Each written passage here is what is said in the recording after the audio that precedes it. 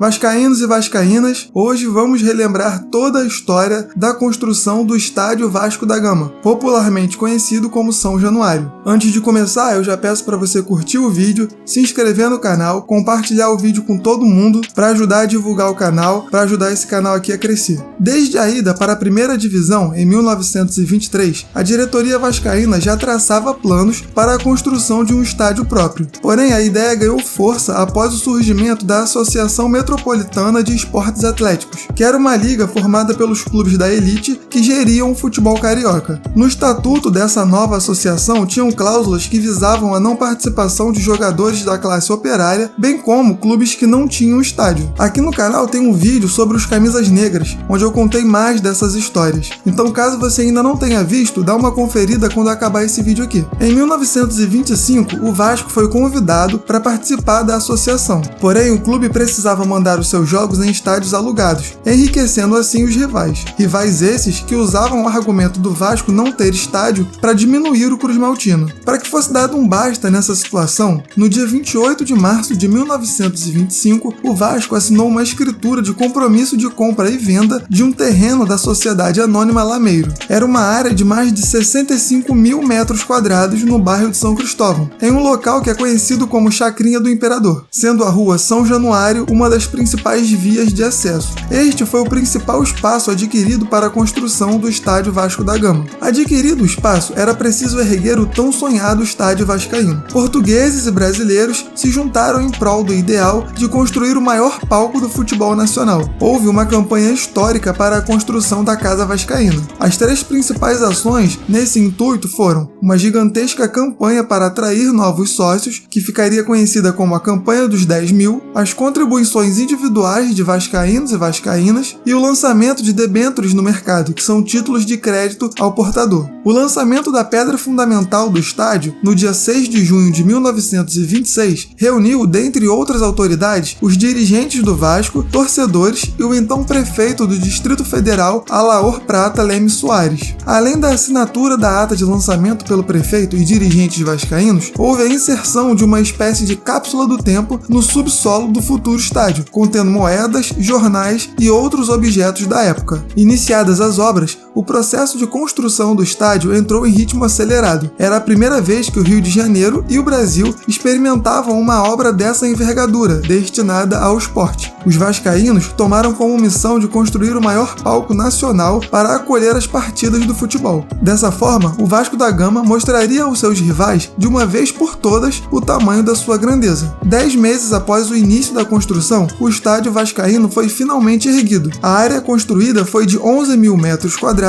com capacidade inicial de 30 mil pessoas. O estádio foi aberto apenas com as arquibancadas laterais. A inauguração estava prevista para o dia 10 de abril, tendo o Vasco como adversário a equipe do Montevideo Wanderers, do Uruguai. Entretanto, a Federação Uruguaia não autorizou, então a estreia foi remarcada para o dia 21 de abril contra a equipe do Santos. O jogo acabou com vitória dos paulistas por 5-3. O gol inaugural do estádio foi feito pelo santista Evangelista aos 20 minutos do primeiro tempo. O primeiro gol vascaíno foi marcado pelo jogador Negrito, aos 23 minutos do primeiro tempo. O placar, no entanto, ficou ofuscado pelo feito vascaíno, de erguer o maior palco do futebol da América do Sul na época, ainda sem arquibancada em curva. No dia 13 de novembro de 1927, o estádio ganhou a curva da arquibancada. O primeiro jogo com a nova área foi realizado entre a seleção carioca e a seleção paulista, na final do Campeonato Brasileiro de Seleções Estaduais, vencida pelos cariocas por 2-1. Durante os anos, São Januário não foi apenas usado para sua principal finalidade. O Estádio Vasco da Gama foi palco de momentos históricos para o país, como a assinatura por Getúlio Vargas da lei que instituiu o salário mínimo. A tribuna de honra teve a presença de outras figuras importantes da política nacional, como Luiz Carlos Prestes e Juscelino Kubitschek. Na Casa Vascaína também foram realizados desfiles de escolas de sambas e vários shows de bandas internacionais. Daqui a 4 anos, São Januário fará 100 anos. Uma das atividades previstas em comemoração à data é a busca da famosa Cápsula do Tempo, escondida no estádio vascaíno no dia 6 de junho de 1926, como dito anteriormente. Além disso, há a pretensão de se instalar outra Cápsula do Tempo que servirá de mensagem aos vascaínos para daqui a 100 anos. São Januário, para nós vascaínos, não representa apenas um estádio, é a materialização das lutas do clube contra preconceitos. É o símbolo da vitória vascaína, que nunca se curvou aos rivais da elite. No estádio Vasco da Gama, nos sentimos em casa. Casa essa que foi erguida pelos vascaínos e vascaínas. Erguemos esse monumento por amor e para contar histórias de lutas, glórias e vitórias. E essas histórias continuarão sendo contadas na Barreira do Vasco, a casa do legítimo clube do povo. Não esqueçam de se inscrever no canal, curtir o vídeo e compartilhar com todo mundo. Um grande abraço a todos e o Vasco é para quem acredita.